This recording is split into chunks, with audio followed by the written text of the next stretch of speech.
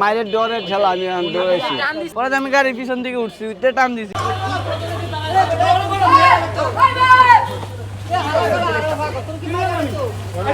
আমি ডালের থেকে উপরে উঠতেছি, আমার পিছিয়ে আবার প্রাইভেট কার ছিল। প্রাইভেট কার থাকার পরে আমি আর সামনে যে গাড়ি আসছিল আমি আর উঠতে পারি নাই। পরে ডালের দিকে নামিয়ে পড়ছে, নামিয়ে যাওয়ার পরে আমার পিছিয়ে প্রাইভেট কার আছে, ওই প্রাইভেট কার বাইজা গেছে। এই কাম